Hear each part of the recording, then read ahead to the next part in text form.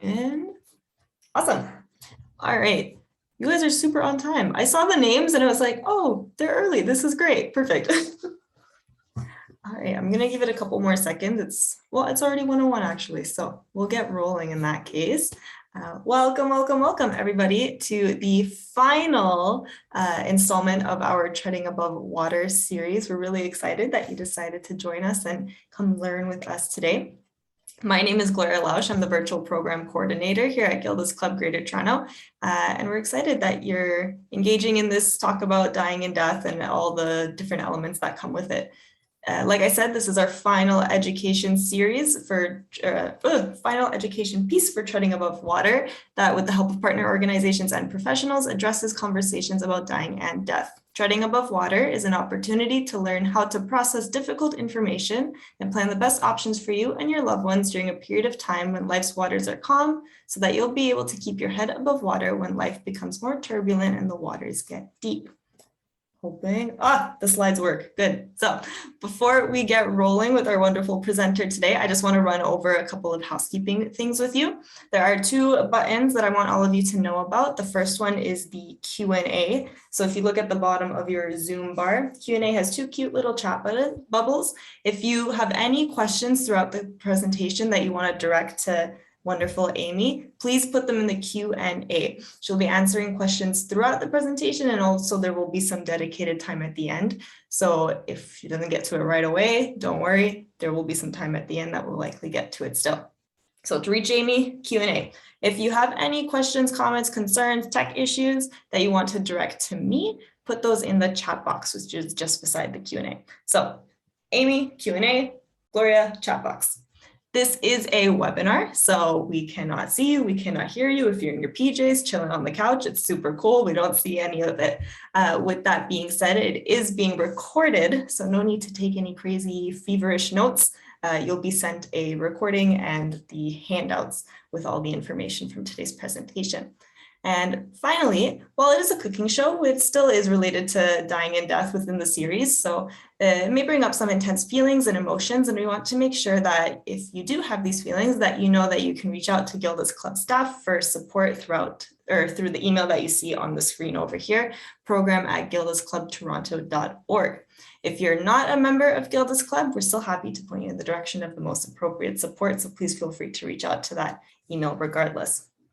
Now, finally, what we're really here for is the wonderful Amy Symington to teach us.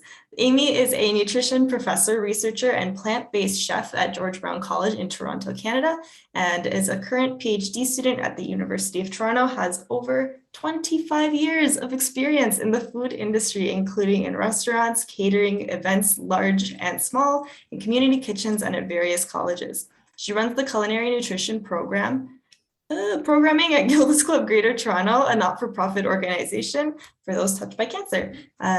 She is an active Toronto Vegetarian Association volunteer focusing on all things food and nutrition related. She volunteers with the Toronto Veg Food Bank as a chef and nutrition consultant, and does recipe development and food writing for various publications in Toronto and worldwide.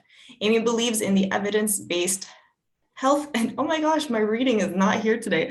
Health and environmental benefits of plant-based diets, and is the recent author of the Long Table Cookbook, Plant-Based Recipes for Optimal Health, which she'll be chatting about a little bit more later today.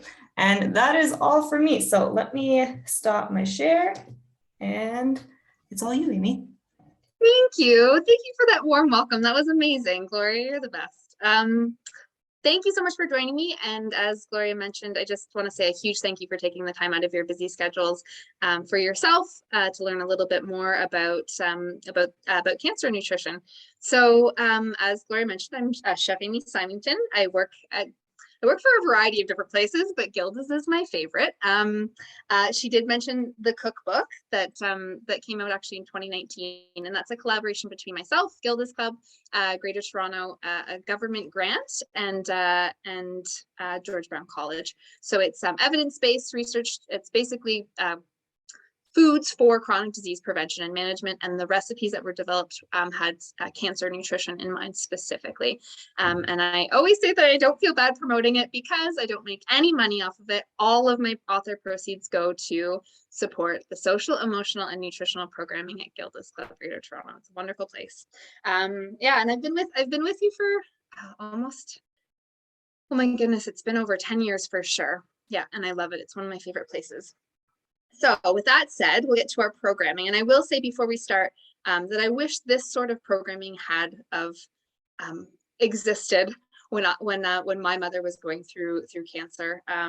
It would have been very helpful for me. So I'm just really thankful for you, Gloria, and for the team at Gilda's Club. Okay, so let's jump into our topic today. I'm going to focus on feel-good foods and making every mouthful matter. So we'll be talking a lot about comfort foods that provide energy, so nutrient-dense foods. So when I think of comfort foods, I think of things like my grandmother's butter tarts, my dad's clam chowder, my mom's mac and cheese, her canned peaches, her strawberry jam, the church ladies' pot pies. My comfort list could go on and on and on for a while. But these are the types of foods that we turn to when we need that reminder of unconditional love and that feeling of security, like we're being well looked after mentally and physically.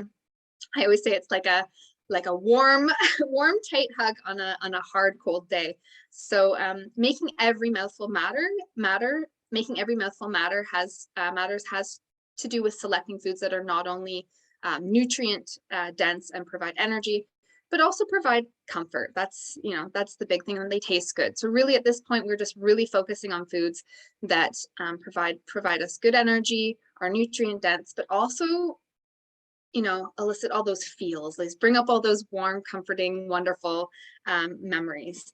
Yeah, and so speaking a little bit to foods that kind of put a pep in your step, but also kind of a smile on your face, so to speak.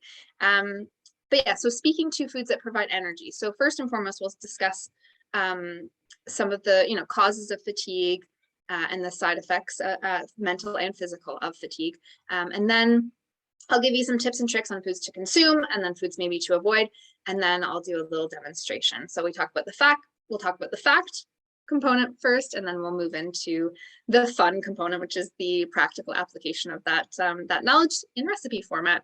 So that's kind of the format that we'll be using today. Okay, so causes of fatigue. I mean, there's so many, but just specifically in relation to cancer nutrition, cancer treatment, obviously in general, the stress of a cancer diagnosis, the stress of treatment, the stress of all of those things, all the feelings that we're feeling, obviously can lead to mental fatigue, but also physical fatigue. Another one too, which is kind of a side effect of treatment, so anemia is one too, obviously, that can be a cause of fatigue, which we can address nutritionally speaking. Lack of B vitamins, another one that we can address nutritionally speaking. Medication, which is something that obviously we will talk to our healthcare providers about, and then a sedentary lifestyle, so not moving our body. So I'll get into more detail about that, but essentially at some points we're not able to move our bodies, and that's okay. We just try to move our bodies in the best way we can at that particular point that we're at, because that can benefit us in so many ways, mentally and physically. Okay, and then some side effects of mental and physical fatigue. So lack of sleep, loss of appetite, dehydration, a mental fuzziness, coordination can be off. Sometimes we're more accident prone that way. I mean, I'm already really accident prone, and on top of that, when I'm tired, it's like, look out. And then irritability is another one as well. Okay, so hopefully I can provide you with some tips and tricks today in terms of the types of foods that you can consume that will help with those things. So everyday foods to fuel your body and increase your energy. So again, when I'm talking about every mouthful matters, making sure that things are nutrient dense. And so if you know me and you know the program and you know maybe a little bit about cancer nutrition and cancer nutrition guidelines, we focus on plant-based foods as much as possible. So, fruits, vegetables, nuts, seeds, legumes, whole grains, and good quality plant-based protein as much as possible. That's the primary focus. And that's because they contain high levels of fiber, high levels of nutrients, contain high levels of antioxidants. So that's the start. So if we're talking about anemia in particular, wanting to make sure that we're getting iron-rich foods in our diet as much as possible. And I always say, when I'm talking about iron-rich foods, we're talking about the greens and the beans, coupled with a vitamin C. So greens and beans, lentils, tofu, tempeh, nuts, seeds, whole grains, and dried fruit are all good sources of iron. And then, of course, as I said, we want to couple that with a vitamin C rich food. So strawberries, red pepper, kiwi, all the citrus fruit, of course, are all good sources of vitamin C.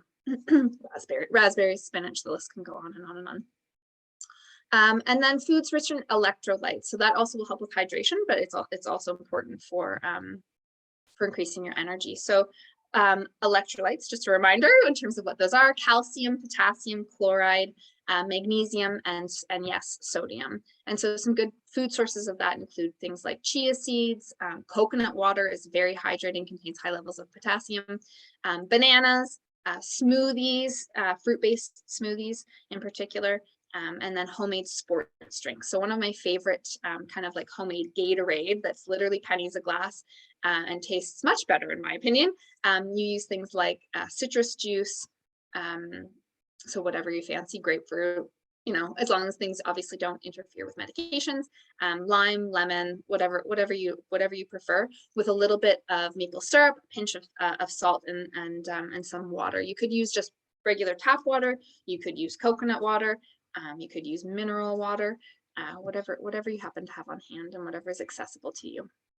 And then, of course, when we're talking about specific foods we want to avoid, foods that are high in simple carbohydrates. So, white bread, white sugar, and, excessive amounts without any, it's not coupled with protein. So then what's happening is your blood sugar levels are spiking and then dropping, and then you become what some people refer to as hangry. So you're a little bit more irritable, you get hungry faster, you're not keeping your blood sugar levels even, Stephen, which is kind of what we would like to maintain.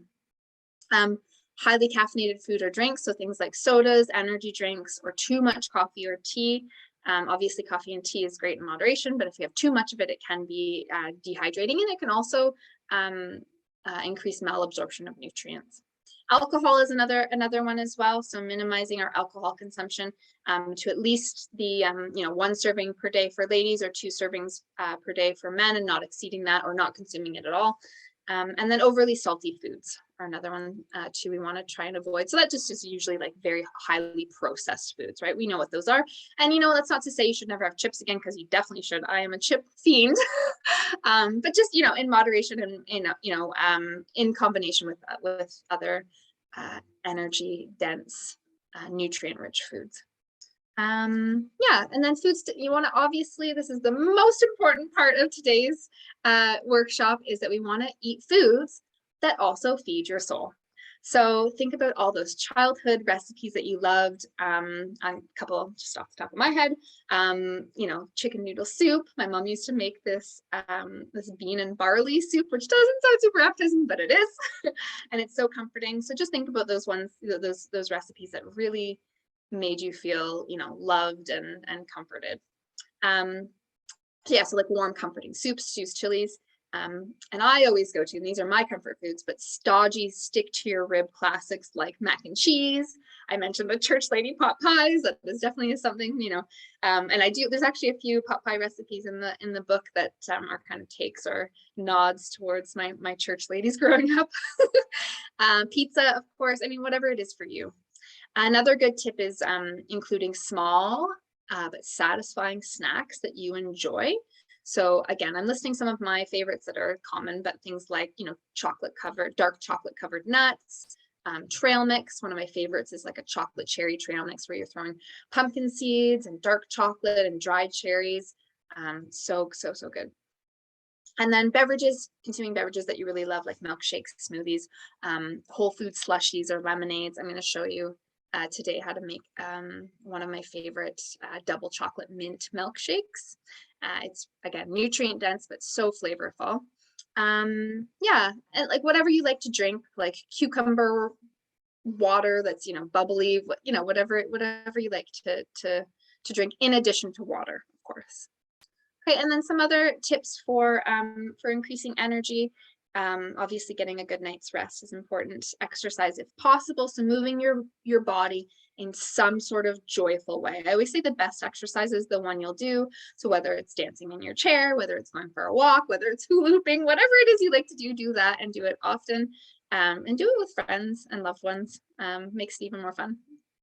And then just some nutrition tips. So eating leafy green vegetables and orange vegetables daily to increase your vitamin and mineral consumption. Trying not to skip meals. So if you can, smaller meals throughout the day, if that works better for you, instead of, huge, large heaping plates that maybe make you, might not be as appetizing or might increase nausea. Yeah, and just making sure that you're trying to keep those blood sugar levels even. Plan ahead, or have family members help you plan ahead. So bring healthy snacks with you wherever you go to avoid dips and blood sugar levels. So pack things like nuts, whole fruit, the trail mix I mentioned before, just to have in your kind of back pocket, so to speak, because who knows how long, sometimes I just always think about that tip. I think about one time I was stuck with my mom in the hospital for like 9 hours, and they every hour promised that we'd be leaving soon. We'd be leaving. I had packed a bunch of snacks with us. So I just think about that, just keeping something in our back pocket as an emergency snack, just in case. And then my favorite tip of all of them in terms of increasing your energy is get a loved one to cook for you. If you are tired and, people are asking, what can I do? How can I help? Be like, make me this, or I really love the lasagna that you used to make, or, that sort of thing. Don't be afraid to ask for those things. And that's it in terms of like my fat component. I'm going to go over to my kitchen cam in just a second. We're going to be making 3 of my favorite kind of comfort food recipes. So the double chocolate mint milkshake that I mentioned, I'm going to be making a tempeh bolognese. So I'll be using tempeh, but of course, whatever protein that you prefer to use, I'm using tempeh, mushrooms, and then, adding tons of like spices and herbs to give it that like nice meaty taste and texture. And then my favorite snack, which is popcorn. And I'm going to show you how to do 2 different flavors, a smoked cheddar and then a sweet and spicy coconut cinnamon popcorn seasoning. So that's what's on the agenda for today. So I'll get Gloria, if you don't mind, to turn it over to my kitchen cam. We'll start on the fun component. Yay! Okay. So I've got something I'm going to start with the tempeh bolognese. Now, this guy was actually just featured in Chatelaine magazine last month. I was actually on the cover for my pesto potato soup. That's another good one too, if you're into comforting soups. But this one was included inside the magazine. So again, something that's, comforting, that, again, making every mouthful matter. So it's super nutrient dense. Okay. So you can see my mise en place here, and everything has a purpose. Everything included in my recipes is a functional food, but that doesn't mean it doesn't have to be tasty, right? Just because something's good for you doesn't mean that it's bland. Right? So I'm using a red onion here because that's what I had. Whatever you happen to have on hand at home. Red onions contain anthocyanins, which are powerful antioxidants, so good component of an anti-cancer diet. They're super flavorful. I mean, that's a nice little pop of color. That's another thing that makes me super happy when I'm eating, is if things are really colorful, right? Okay, so I just sliced the onion in half, and I'm going to do slices. So I kept the root intact so that it's easy to cut. If onions and garlic aren't your thing right now, you can omit them in this recipe. So I know smells can be a problem. I used to, as I said, I think it was the last nutrition showcase that I did. I was talking about how I used to cook my mom on the barbecue outside because the smells would bug her. And then when I did that, the smell stayed outside, and then, she was able to eat the meal. Okay, so got that diced. And now I'm gonna add some extra virgin olive oil to my pan. So I've heated it, it's about medium heat. And I'm going to add that in. I'm adding the onions, and I'll saute those. if you're looking for tips and tricks in terms of side effects for things like taste disturbances or smell disturbances, check out our nutrition showcase from this past month. Good tips and tricks.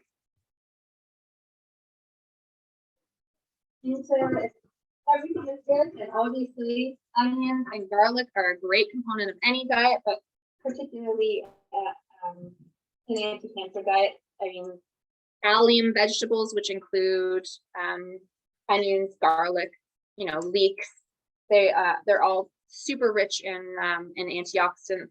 Garlic in particular is rich in allicin, which is a very powerful antioxidant, and it just tastes good, right? I like to save all my peels because I like to make flavorful stock out of them. So the peels from the garlic, peels from the onions, carrots, celery, as long as they're not bruised or have any sort of blemishes on them, I will keep them in a little bag in the freezer until I need them to make a stock. And then I literally just throw everything in the bag with a bay leaf. If there's any parsley stems or thyme stems, even better. Mushroom stems are another good one too. Basically anything, like tomato would be fine too, depending on what type of soup you're making. Green, like dark leafy greens, you wouldn't put in there though, because it's bitter. You could get someone to make you a nice, comforting, like stock. That's a nice thing to sip on too. Ease settles the stomach and is also kind of just comforting. Okay. So I'm just going to mince the garlic here. Oh, it's so aromatic. Absolutely love it. Okay. Pop that in. Great. Yeah, so the stock, put everything into a pot, fill it up with water, bring it to a boil, let it simmer for about a half an hour, and you'll just have, and then strain it, and you'll just have this beautiful nutrient dense stock that you can add to soups and stews and whatever calls for stock, right? You're saving on waste as well. Okay, so we've got the onions, the garlic. Now we're going to put in the mushrooms. Mushrooms are great if you're doing like plant-based options. They're kind of meaty. They've got a nice umami flavor. The texture is great, and they're just great in pasta, right? Throw that in. They're also good, a good component of an anti-cancer diet. They contain beta glucans, which are good for all sorts of things, stabilizing blood sugar. Saute that out. Great. Okay. Next up, I have the spices. So I've got some cumin and some paprika here. So put those in. I also have some oregano. And we're going to cook those out. Spices are a great way to add like an oomph of flavor without added salt, sugar, or unhealthy fats. And they themselves are also an amazing component of an anti-cancer diet. Yeah, they contain high levels of antioxidants, and there's specific ones to specific spices. But it's just yummy, right? And like the smell, I always find, I'm not sure if you ever do this, but I have lots of food memories sometimes when I'm making something. I'm like, oh my goodness, that reminds me of XYZ, which I do. And I mentioned the bean and barley soup that my mom used to make, and I literally perfected it last week. And it was like I was eating a big bowl of Sharon Symington. It was so good. I was just so unbelievably comforting.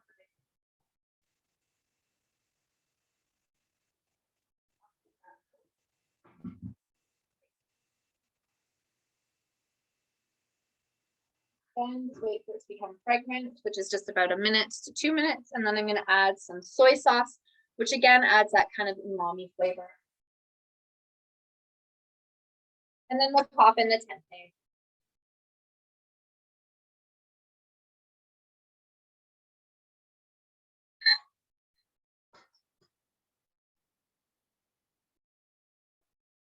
You want to get the tempeh all nice and I love tempeh for this reason, because the texture is very similar to ground beef. Based on any flavor that you add to it.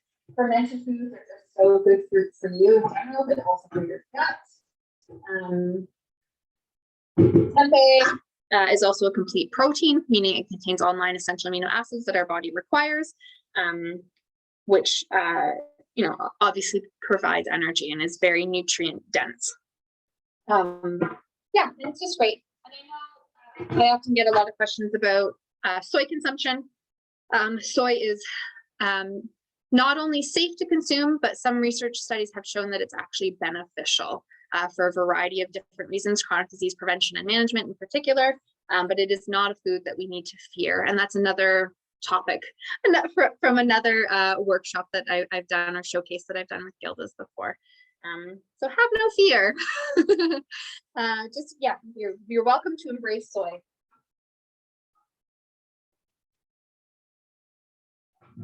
So that's the one I'm going to add in the peppers. So I've got both orange and red, whatever you happen to have on hand. And I actually happen to have some tomatoes here. I have some cherry tomatoes, orange and red, and I'm just going to add those in. It's not in the recipe that you'll be getting, but I'm a big believer in using what you have so that things don't go to waste. And they're really pretty. So again, making things visually beautiful.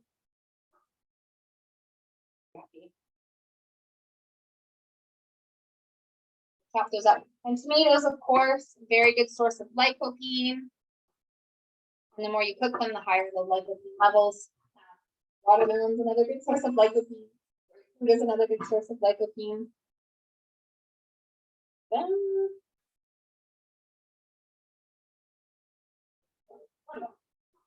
and of course, I'm going to add some tomato puree as well. Okay.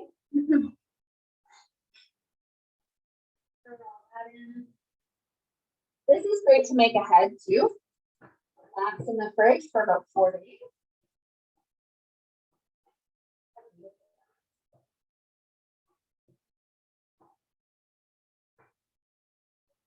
Now,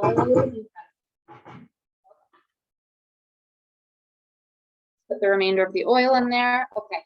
And next up, we'll turn it this way. Tomato puree. So whatever you happen to have on hand, if you have diced canned tomatoes, those work too. Whatever you happen to have on hand. This one's already pureed, so, and that's about 2 cups I'm putting in. As Gloria mentioned, you'll be getting everything after the demo, so you don't need to write down the measurements. All of the measurements for the recipe will be there.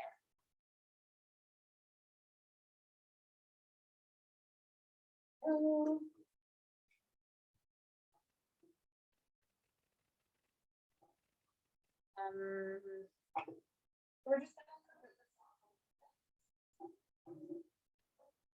nice and mixed in. Doesn't that look a little bit closer? Whoop. Right? Okay. So if I need to thin the sauce a little bit, I've saved some of the pasta water, and that helps with it sticking to the noodles as well. I'm good right now. Maybe some of the pasta water. Simmer for a few minutes there. We'll add the lid.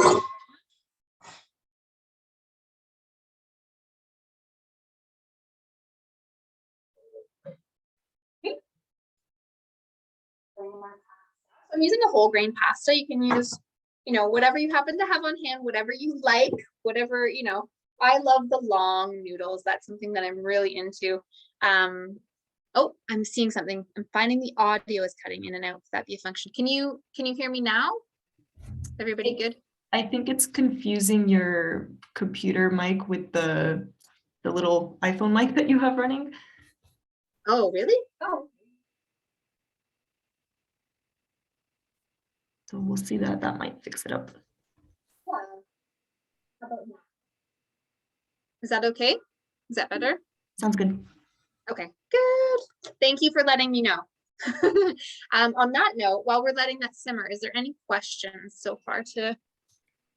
We've got one question here. Again, reminder for any newcomers, if you have any questions that you want to direct to Chef Amy, just pop them into the Q&A, which you can find at the bottom bar.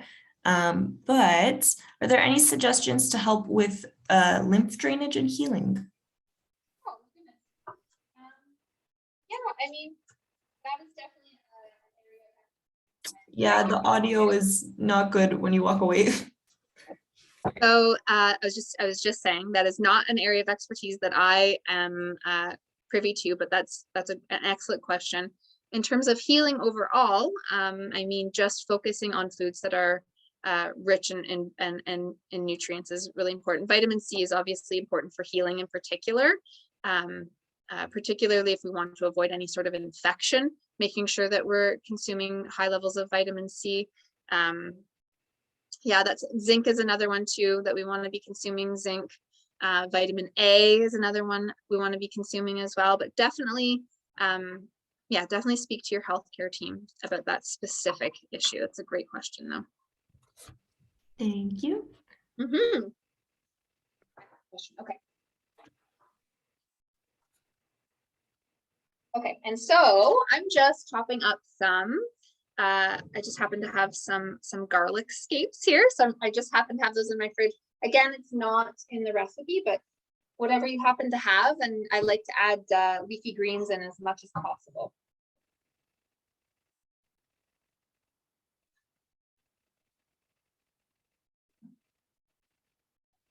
All right.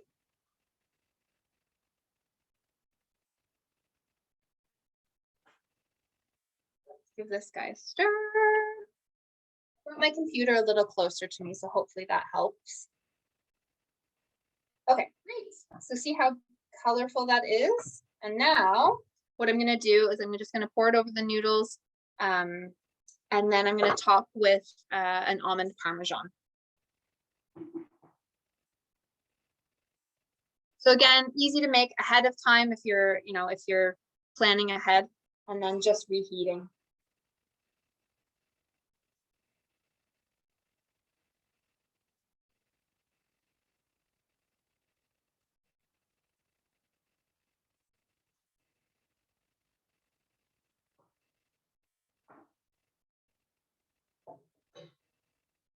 And then I'm going to top with my favorite almond parmesan. So it's literally just ground blanched almonds, nutritional yeast, and salt. And then you just shake it up, and it tastes like a really artisanal kind of craft parmesan. So it's really nice. Has a nice mouthfeel. It's cheesy. It's nutty, and it's super nutrient dense. So high in protein. Both nutritional yeast and ground almonds are high in protein. Nutritional yeast is a complete protein, and it's very high in B vitamins. So I was talking about before how we want to get B vitamin rich foods into us. And so nutritional yeast is very high in that. And if you're not familiar with nutritional yeast, you can get it at the Bulk Barn. Regular grocery stores carry it now. You can get it online as well, so it can be delivered to you. Yeah, and it's just like a nutty, cheesy thing. It's not gonna ferment your beer. It's not going to make your bread rise. It's not an active yeast. It's deactivated, but it's a great component of an energy kind of enhancing diet. So. And I joke because I have little kids, I put this stuff on everything because it's so good. I put it on popcorn, I put it on broccoli, again, adding a nice flavor, but then it's also good for you. Okay. And then I'm gonna add, I like it spicy, so I'm gonna add some chili flakes to mine. But of course, if you don't, you feel free to omit. And then some fresh basil. So again, getting those leafy greens in. So herbs are leafy greens. So they contain high levels of nutrients. They contain iron, high levels of fiber, and then antioxidants, lutein in particular.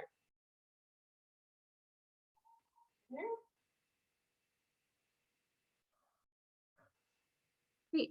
Okay, and there you have it. Here's the first dish. I just want to dive right into. Doesn't it just look like comfort in a dish there? Okay, one recipe's down, so check.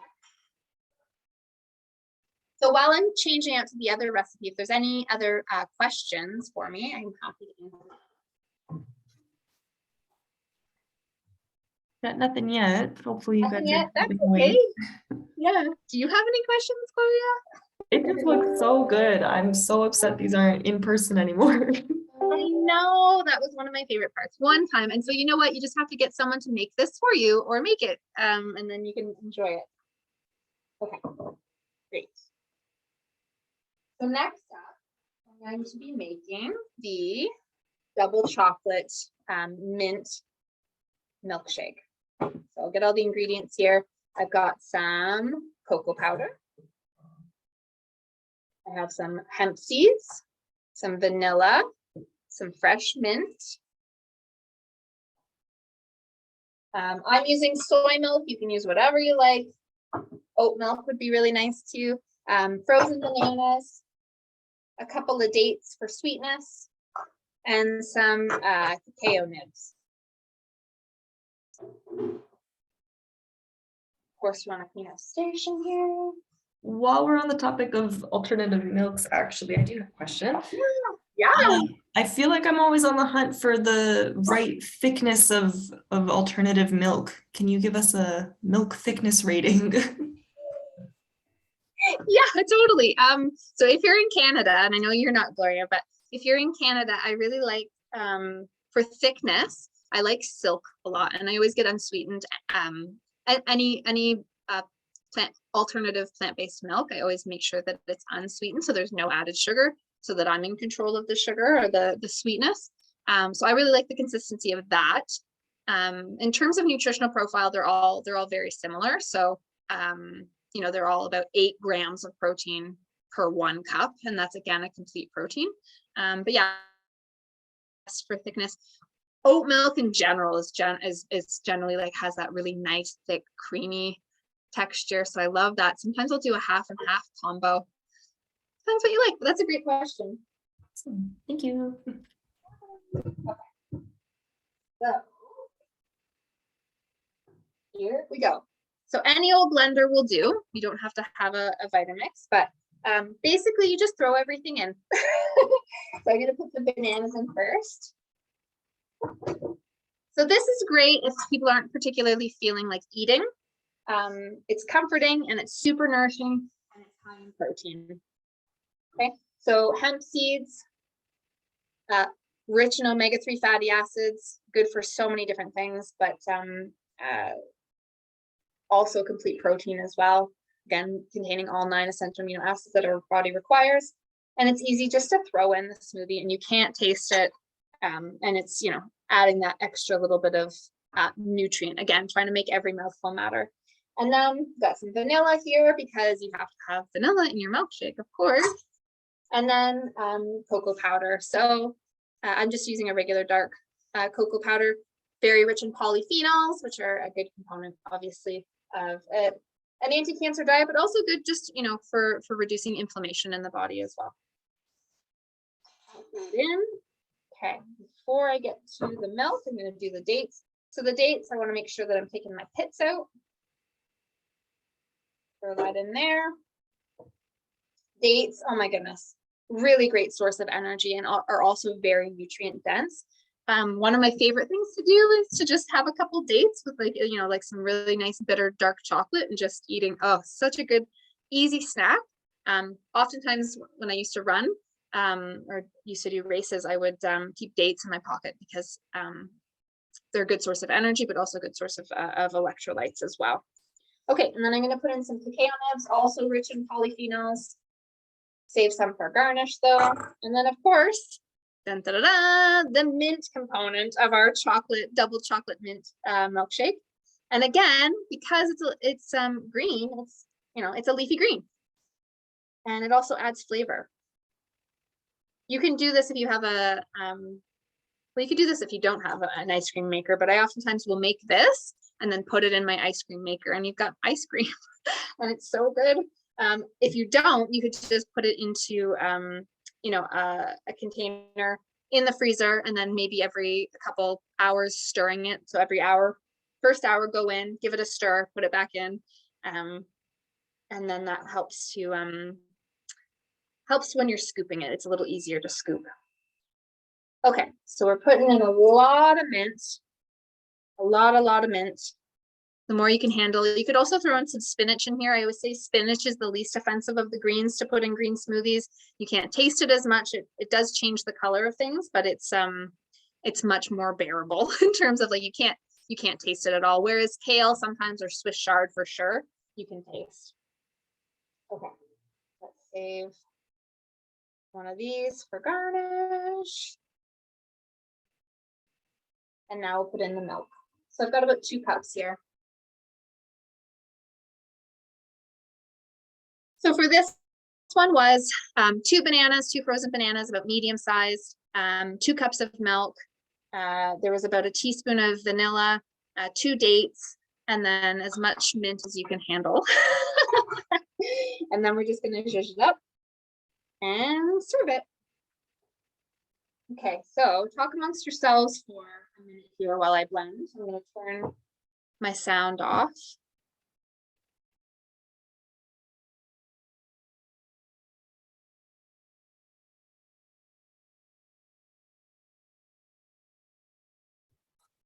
I will take this opportunity to let you guys know that while Treading Above Water is coming to an end, we do have other education sessions that happen throughout every month of the year. And if you like to learn about food and nutrition and cancer nutrition, Chef Amy does a monthly nutrition showcase. So when you get the email afterwards that has all the information in the recording, I'll link a link so you can register for any other nutrition showcases that you may find interesting to learn more about. And that's my radio plug for the day. I completely missed it, but I know it was great. Amazing. Okay, so here we go. Look at that chocolatey goodness. Hello. You could also too, and I do this regularly. So if I make a smoothie of any kind and there's tons of leftovers, what I'll do is I'll do 2 things with it. Obviously drink it in smoothie form. And then if there's leftovers, I'll put it into popsicles too. I'll freeze it. So if you have popsicle molds, and that's a really great treat, especially again, if you're not feeling super like eating and it's nutrient dense and it's tasty. I don't know, who doesn't like eating popsicles? And then I also like to put it into chia pudding. So I'll get like a little container, add a tablespoon or 2 of chia seeds, put the smoothie on top, shake, shake, shake, toss it in the fridge, and then you have, delicious chia pudding just, ready to go. Again, something you can just grab and throw into your bag if you're heading out the door, just to be, sure that you have snacks. Okay, there we have it. Bam! I'll throw some seeds, some cocoa nibs on top. Da-da-da. Right? I don't know if you can see my picture, but look at how beautiful that is. Yeah. Oh yeah. La la. Right?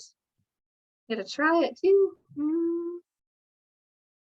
Oh my goodness. Chocolate, mint. How can you go wrong? So comforting and wonderful, and also nutrient dense. Okay, cool. Check. That one's done. Now we're going to move on to my absolute favorite snack. Again, this is something that just reminds me. I know you can get an ice cream maker for sure. If your bananas are really frozen, you could add less liquid and then just blend it up, and then you would have a very thick kind of ice cream. Put it in the freezer for a little bit to let it set, and that would be a little bit easier too. Yeah, but yeah, it would be so good. Just it's super easy if you have an ice cream maker. Even the one in the hand ones, especially if you have kids, you can just get them churning it for you. Okay, cool. All right, let's move on to my favorite snack. Again, this reminds me of my childhood. I absolutely love popcorn. We would, on a Friday night, we would all cozy up on a couch. My dad would get the popcorn maker out, which I have the exact same popcorn maker that we had as a kid. And we'd pop all this popcorn and we'd sit and we'd pick a movie and we would just eat and eat and eat and eat the popcorn to the very bottom of the bowl. And then I don't know if you did this when you were a kid too, but take the popcorn and then get all the goodies on the bottom of the bowl and then eat them. Anyways, that's one of my favorite food memories. And so I'm going to share that with you today. So I'll bring over the popcorn. And we're going to be doing 2 flavors. I know Friday night is movie night. You're totally right. That's even in my house today. Like my kids and I will watch usually cartoons, which I don't mind, but it's great. Okay, so I'll bring over I'm gonna make 2 different kinds of popcorn. So we got 2 different popcorn bowls here. So I'll turn it over to my kitchen cam again.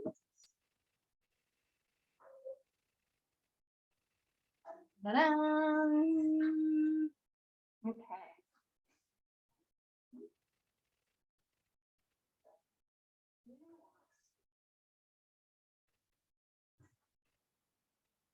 Melt some coconut for one of them. So we'll get that going.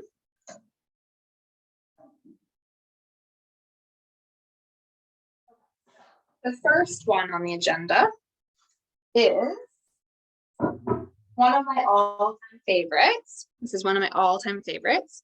So this is the smoked cheddar. So I've got popped popcorn, of course, and this is just air popped. So there's nothing on it. But of course, if you're doing it in a big, container on the stove top, you might need to add a little bit of oil, and that's fine too. I'm just adding my oil now.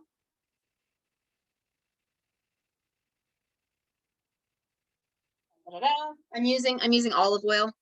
And of course, you may or may not be aware that popcorn is a whole grain. So it is another good reason why it's a great snack. It doesn't spike your blood sugar levels as high as other snacks, right? Okay, and then in my mix here, I have ground blanched almonds, nutritional yeast, and smoked paprika. And that is it. And I'm going to shake that over the popcorn, sprinkle some sea salt, and Bob's your uncle.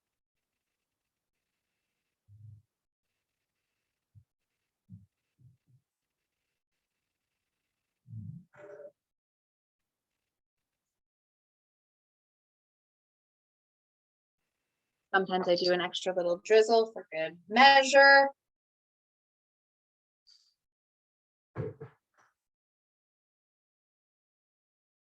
Yum. So again, we're using that nutritional yeast. We're adding protein to it, and it's a whole grain, and it's super flavorful.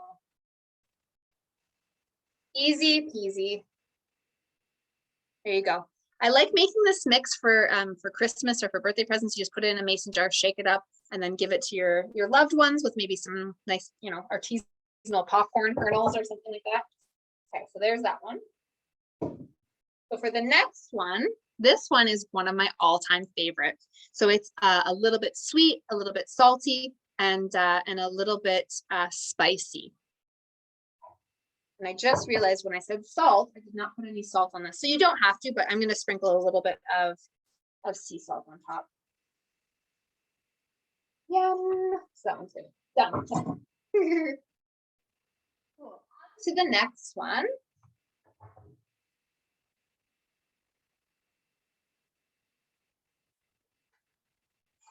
So I've got cinnamon, I've got some cayenne, I've got some maple syrup, and I have some coconut oil. And of course, some sea salt as well. So I've got my pot heating up over here. So pop that in. Melt that.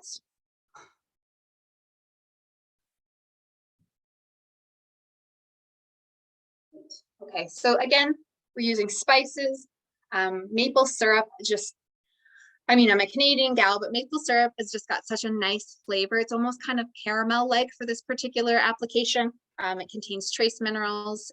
Just a big fan overall. Who doesn't like maple syrup? What are your favorite snacks? Throw them in the chat or the Q&A. I'm not sure what's appropriate there, Gloria, but let us know what your favorite snacks are.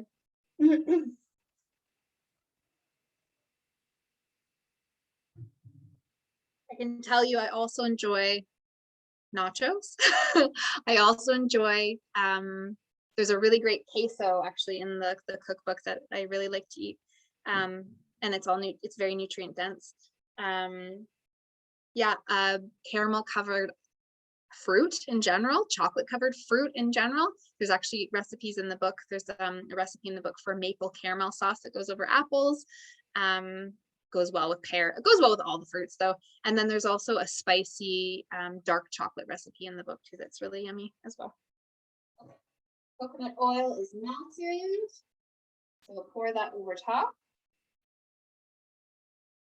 And the reason I'm using coconut oil is just for the flavor. It's so like it's almost, dare I say, buttery. It's just really wonderful. Like the coconut with the cinnamon, with the spice. It's just a really nice overall flavor.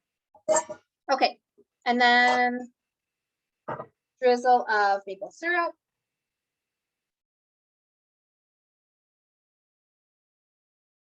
Ta-da! Some cinnamon. Cayenne. Amazing. Someone was just saying that they bought the cookbook. That's amazing. Gilda says a big fat thank you for that. And I hope you love it. I hope you love it. Okay, and then just a little bit of cayenne. Again, you can omit that if you're not into the spicy, but it is one of my favorite parts about this recipe in particular. And then I'm going to add some sea salt to it as well. Bam. And then of course we mix. Making sure everything's nice and coated.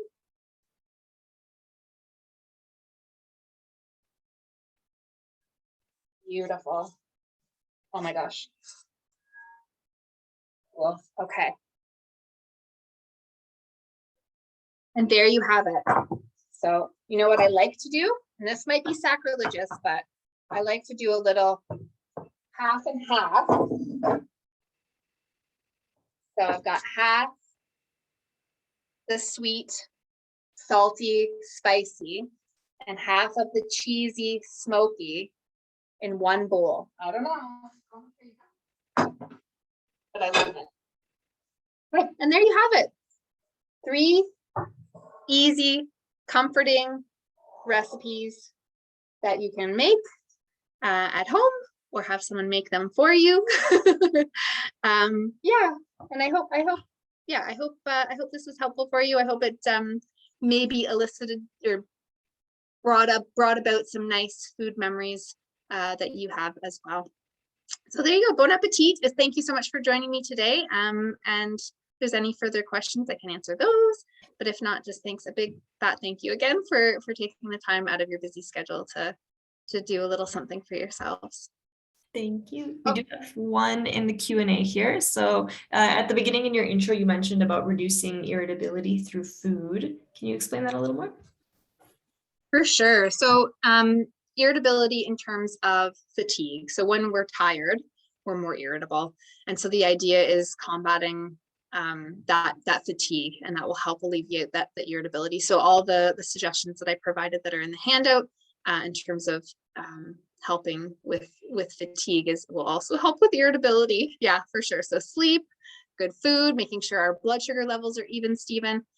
I mean, I didn't even get into things like meditation or yoga or listening to music, or as I said, dancing, doing some sort of joyful movement. All of those things will help with combating fatigue. It will also help you sleep better, which also helps you combat fatigue, which also helps with irritability. I mean, the weather is getting nicer, so getting outside as much as you possibly can, taking in that, that healthy amount of sunlight, right? We're not, baking in the sun necessarily, but getting outdoors and just, moving your body and doing what you love to do, that will all help for sure. Yeah, but in terms of foods, all the foods that are on the handout that I've listed. So making sure that you're consuming, enough iron, enough B vitamins, enough vitamin C. Awesome, thank you. And then someone's asking for some extra points about what this almond parmesan is. Yeah, of course. It is my favorite. What did I do with it? Where are you? Okay, here it is again. So I literally will just take a mason jar and fill it about a third of the way full with ground blanched almonds. And you don't have to use that. If you can't eat nuts, then you could use hemp seeds. That would be fine too. But the ground blanched almonds are, like, as I said, very similar to like the the Kraft Parmesan that I don't know if you had that as a kid, but I definitely did. And it's just like a really nice fatty mouthfeel. So ground blanched almonds, and then equal parts nutritional yeast, and then just a big old fat pinch of salt. And then you shake it up, and I throw this in the fridge, and I just, yeah, I'll have it as like a condiment. I'll sprinkle it on everything. You don't even have to put the salt in if you don't want to. I like using the salt. It adds like a little bit of, again, an oomph of flavor, but in combination with like the fat and then the cheesy nuttiness of the nutritional yeast is really nice. But yeah, you could use any ground nut or seed. You could use cashews, you could use sunflower seeds, you could use hemp seeds. That works as well. Awesome. And then nutritional yeast, is that something we can find in just a regular old grocery store? Yeah, you can get, it's more easily accessible these days. So like, Loblaws carries it, Sobeys carries it. You can get it in Bulk Barn. You can order it online. Yeah, it's everywhere. If you're familiar with the Bob Mills line of flours and things, they have a nutritional yeast as well, but you don't have to purchase them. Obviously, there's so many other options, but Bulk Barn has it for sure.